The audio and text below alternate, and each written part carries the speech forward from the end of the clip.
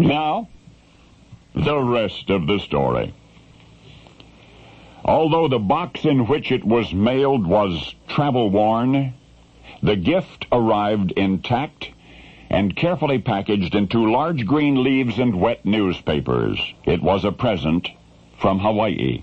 It was a lovely necklace of living purple flowers, which the islanders call a lei, and as 83-year-old Miss Morton gazed at the colorful South Seas bouquet, she saw a smiling face in her mind's eye, the face of the sender, her grandnephew Russell.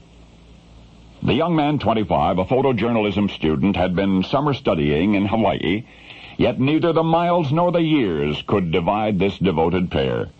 Great-nephew Russell Ledbetter and his great-aunt, Malvin Morton.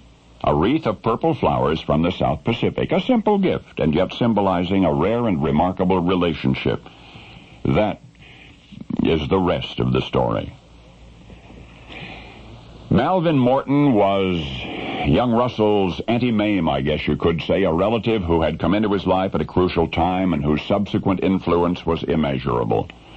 Russell was only 5 when his mother and father had divorced.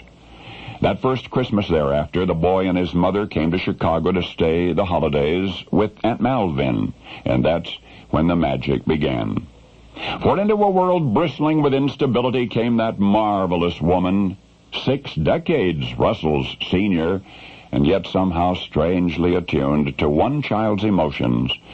The treasured present under the Christmas tree that year was a camera, a fantastic device that revealed a special talent in the small boy.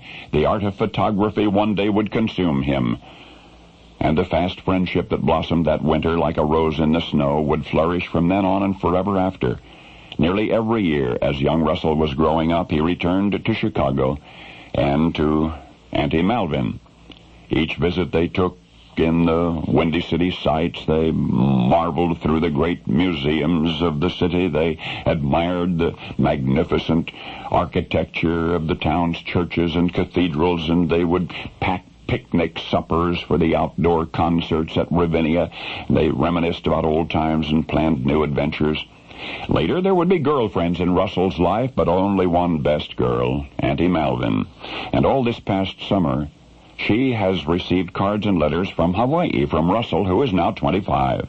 One of them said, "You've had an impact on many lives, I know, but I want to take this time to tell you how important you are to me. Your love and encouragement have helped me through quite a few difficult times. Your zest for life is so inspiring."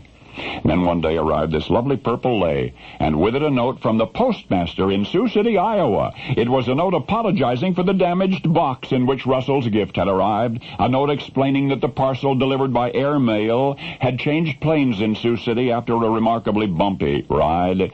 And as Auntie Malvin lifted the beautiful and utterly undamaged living floral wreath from the crumpled box in which Russell had placed it, it all made sense somehow.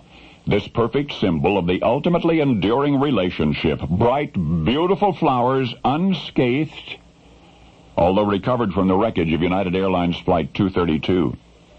I said recovered from the wreckage of that airliner that crashed and burned at Sioux City on July 19.